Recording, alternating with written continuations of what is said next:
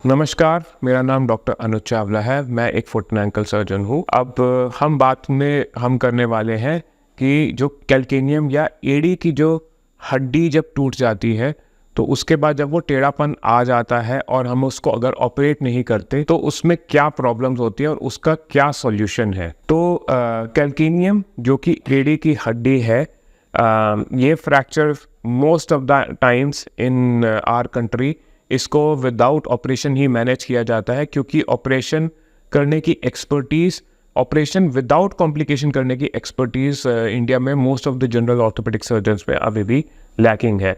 तो most of the times एक plaster लगा के पेशेंट को बोल दिया जाता है कि इस हड्डी का रिजल्ट कोई बहुत अच्छा नहीं है, तो इसलिए ऑपरेशन नहीं करना। बट उसमें प्रॉब्लम क्या होती है कि वो हड्डी टेढ़ी जुड़ जाती है और टेढ़ी जुड़ने की वजह से इसमें आर्थराइटिस होने का चांस होता है। तो अब ये समझते हैं कि इसमें कैल्केनियम में क्या प्रॉब्लम्स होती है जिसकी वजह से दर्द हो सकता है और उस मैग्नीट्यूड ऑफ प्रॉब्लम का सॉल्यूशन क्या है। तो जब ये हड्डी टूटती है तो ये ऐसे चौड़ी हो जाती है जिसको हम हील वाइडनिंग कहते हैं, और उस चौड़ेपन की वजह से यहाँ पे जो मसल्स आती हैं उसमें पेन आ सकती है, जिसकी वजह से जो है पेशेंट्स को यहाँ पे पेरोनियल टेंडन जो होते हैं उसमें इम्पेंजमेंट होती है। दूसरा, यहाँ से टेढ़ापन आ जाता है, तो टेढ़ापन आने की वजह से जो है डिफॉर्मिटी होने की वजह से जब चलते हैं तो पेशेंट या तो ज़्यादा outer side of the foot में या इनर साइड ऑफ फुट पे जो है वज़न देता है, तो उसकी वजह से भी पेशेंट्स को जो है चाल में प्रॉब्लम आती है, और जिसकी वजह से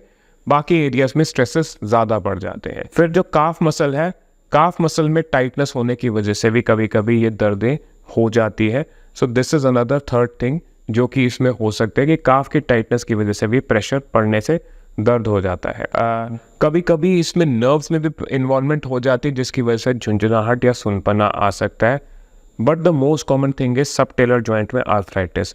सबटेलर जॉइंट बेसिकली ये वाला जॉइंट है जो कि कैल्केनियम और ऊपर वाली हड्डी जो टेलस है उसके बीच का है, और ये एंकल जॉइंट से थोड़ा सा नीचे होता है। इस जॉइंट के आर्थराइटिस की वजह से जब भी पेशेंट चलेगा या वजन देगा इसमें, तो उस जोड़ में दर्द होगा, जो कि जनरली पैर के बाहरी हिस्से में होता है, बट बाहर, पीछे या अंदर के हिस्से कहीं पे भी ये पेन हो सकता है। उसके अलावा वो पेन जनरली जब आप फर्स्ट कदम रखते हैं तब ज़्यादा होगा, और जब ज़्यादा चलेंगे, स्पेशली उबड़ खाबड़ जगह पे चलेंगे, तब ये दर्द ज़्यादा होगा, क्योंकि सबटेलर जॉइंट की जो मूवमेंट होती है वो जनरली उबड़ खाबड़ जगह पे या अनइवन सर्फेसेस पे वो ज़्यादा हेल्प करती है। तो ये सारे के सारे कारणों की वजह से पेशेंट्स को दर्द काफ़ी ज़्यादा हो जाता है। तो इसमें ट्रीटमेंट हमारे पास क्या है? अनफॉर्चुनेटली अगर कैल्केनियम फ्रैक्चर मैल्यूनाइट हो गया है तो इसमें नॉन ऑपरेटिव ट्रीटमेंट बहुत ज़्यादा सक्सेसफुल नहीं है। आप थोड़ा दवाइयाँ लेके हो सकता है पेन को सेटल कर सकते हैं। अगर मिनिमल सिम्टम्स है तो हम विदाउट सर्जरी ही कुछ इंजेक्शन से, कुछ दवाइयों से इसको हम कंट्रोल कर सकते हैं, या कुछ फिजियोथेरेपी करा के। बट अगर सिम्टम ज़्यादा है और प्रॉब्लम ज़्यादा रह रही है तो फिर इसमें सिर्फ सर्जरी का ही रोल है। सर्जरी में हम करते क्या है कि जो भी पॉसिबल पेन जनरेटर है उसको पहले समझे और उस हिसाब से उसको ठीक करें। अगर टेढ़ापन है हड्डी में तो उसको भी सीधा करें, जोड़ खराब है तो जोड़ को भी जाम करें, और अगर कुछ हड्डी आगे से बढ़ी हुई है कहीं से तो उसको निकाल दिया जाता है, ताकि जो भी कारण है दर्द का उसको हम सेटल कर सकें।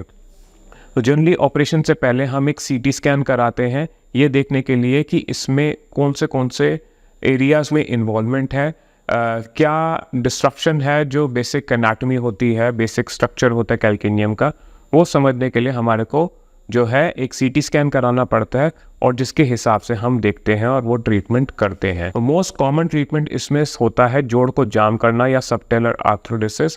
तो जनरली ये सबटेलर आर्थरोडेसिस, क्योंकि इन पेशेंट्स में हील हाइट भी कम हो जाती है, तो उसमें हमारे को यहाँ से यानी कि पेल्विस से एक हड्डी का टुकड़ा लेके हम इस जोड़ के अंदर डालते हैं और फिर उसको करते हैं, ताकि वो थोड़ा सा डिफॉर्मिटी भी उससे करेक्ट हो और वो जो हील हाइट कम हो गई है वो भी रिस्टोर हो जाए, और फिर फाइनली स्क्रूज डाल के रखते हैं। इस प्रोसीजर को हम कहते हैं distraction bone block सबटेलर आर्थरोडेसिस।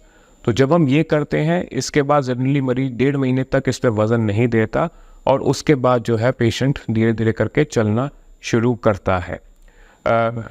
Distraction bone block आर्थरोडेसिस या कैल्केनियम फ्रैक्चर की कोई भी, मेल यूनाइटेड फ्रैक्चर की कोई भी surgery is successful in the sense कि वो आपका रिजल्ट काफ़ी अच्छा 70-80% तक ला सकती है, लेकिन उसके ऊपर वो नहीं ला सकते बहुत बारी। एंड द रीज़न इज़ कि जब भी ऐसा कुछ फ्रैक्चर हो जाता है तो आपका जॉइंट जो है वो हम जाम कर रहे हैं, जिसकी वजह से आपकी एक जॉइंट में मूवमेंट नहीं हो रही, जो कि इन्वर्जन इवर्जन या अंदर बाहर की होती है।